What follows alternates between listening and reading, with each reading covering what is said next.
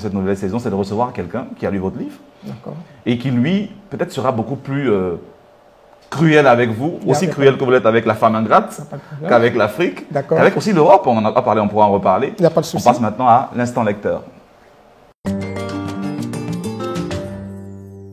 Bonjour Monsieur Thiaeli, bienvenue sur le plateau d'Entre les lignes. Bon, grand lecteur, fidèle lecteur de poésie, de théâtre, de roman. Quel est votre genre préféré? J'aime beaucoup le roman, même ça m'a donné un peu l'idée de parcourir l'œuvre poétique aussi. Très bien, et vous avez lu Œil de sagesse de Jean-Marcel Bédy, qui est avec nous sur le plateau, que vous avez adoré, j'imagine. Oui, oui, oui. J'ai aimé parce que c'est vraiment, ça sort de l'ordinaire.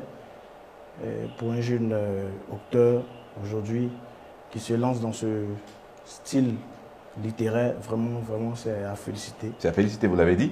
Jean-Marcel Bédy, je rappelle, Œil de sagesse, disponible dans toutes les bonnes librairies. Il faudrait courir pour se l'arracher. Mais vous avez deux questions pour l'auteur qui attend patiemment de savoir si vous avez des questions qui seront cruelles, parce qu'il est très cruel aussi avec l'Afrique.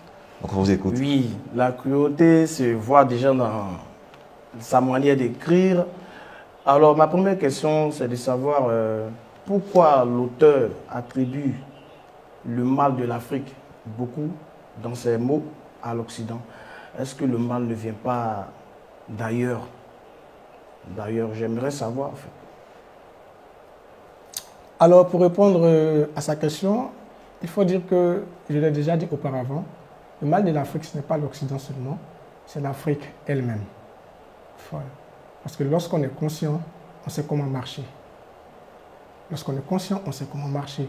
Alors, pour se dire, une chose est claire et qu'il faut retenir, une fois que l'on sait où on va, l'on sait quelle disposition prendre. Alors, l'Africain ne doit pas seulement accuser l'Occident. L'Occident en est un élément du mal de l'Afrique, certes, mais l'Africain lui-même doit se dire qu'il est le premier et responsable. Parce que lorsqu'elle sera consciente à prendre de bonnes décisions, à savoir comment marcher, à savoir comment évoluer, quels sont ses objectifs, que l'Afrique se fixe, l'Afrique saura comment aller de l'avant. C'est ma réponse à la question. Donc, pour lui,